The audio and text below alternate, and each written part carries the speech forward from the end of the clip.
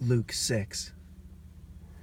Now it happened that he was passing through some grain fields on a Sabbath, and his disciples were picking the heads of grain, rubbing them in their hands, and eating the grain. But some of the Pharisees said, "Why do you do what is not lawful on the Sabbath?" And Jesus answering them said, "Have you not even read what David did when he was hungry? He and those who were with him, how they entered the house of God and took and ate the consecrated bread, which is not lawful for any to eat except the priests alone. And he gave it to his companions. And he was saying to them, the Son of Man is Lord of the Sabbath." On another Sabbath, he entered into the synagogue and was teaching. And there was a man whose right hand was withered. The scribes and the Pharisees were watching him closely to see if he healed on the Sabbath, so that they might find reason to accuse him. But he knew what they were thinking. And he said to the man with the withered hand, "Get up and come forward."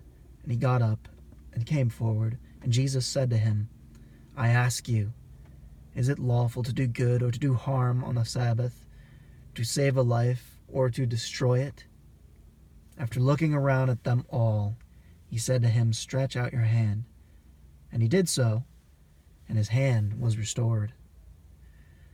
But they themselves were filled with rage, and discussed together what they might do to Jesus. It was at this time that he went off to the mountain to pray, and he spent the whole night in prayer to God.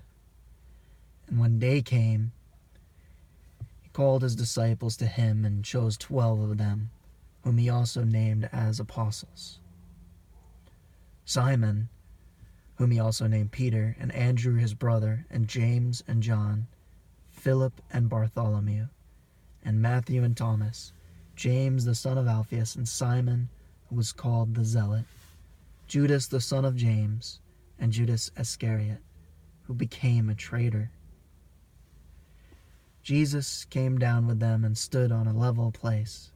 And there was a large crowd of his disciples, and a great throng of people from all Judea and Jerusalem and the coastal region of Tyre and Sidon, who had come to hear him and to be healed of their diseases, and those who were troubled with unclean spirits were being cured. And all the people were trying to touch him, for power was coming from him and healing them all.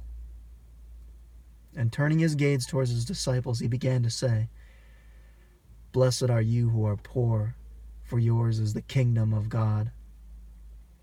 Blessed are you who hunger now, for you shall be satisfied. Blessed are you who weep now, for you shall laugh. Blessed are you when men hate you, and ostracize you, and insult you, and scorn your name as evil, for the sake of the Son of Man. Be glad in that day, and leap for joy. For behold, your reward is great in heaven. For in the same way their fathers used to treat the prophets. But woe to you who are rich, for you are receiving your comfort in full. Woe to you who are well fed now, for you shall be hungry. Woe to you who laugh now, for you shall mourn and weep. Woe to you when all men speak well of you, for their fathers used to treat the false prophets in the same way. But I say to you who hear, love your enemies, and do good to those who hate you. Bless those who curse you. Pray for those who mistreat you.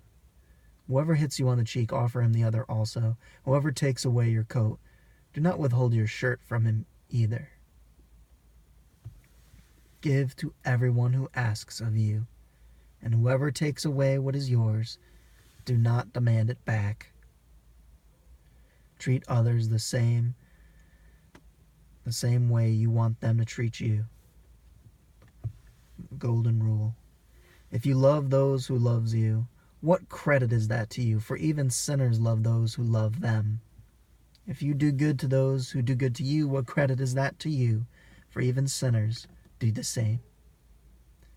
If you lend to those from whom you expect to receive, what credit is that to you? Even sinners lend to sinners in order to receive back the same amount. But love your enemies and do good, and lend, expecting nothing in return. And your reward will be great, and you will be sons of the Most High, for he himself is kind to ungrateful and evil men. Be merciful just as your Father is merciful. Do not judge, and you will not be judged, and do not condemn, and you will not be condemned. Pardon, and you will be pardoned. Give, and it will be given to you. They will pour into your lap a good measure, pressed down, shaken together, and running over. For by your standard of measure it will be measured to you in return. And he also spoke a parable to them. A blind man cannot guide a blind man, can he? Will they not both fall into a pit?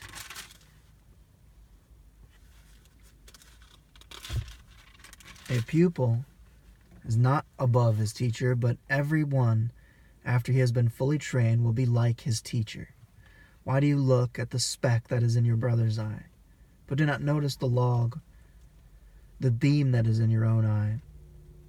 Or how can you say to your brother, Brother, let me take the speck out of your eye, when you yourself do not see the log that is in your own eye? Ye hypocrite! First take the log out of your own eye, and then you will see clearly to take out the speck that is in your brother's eye.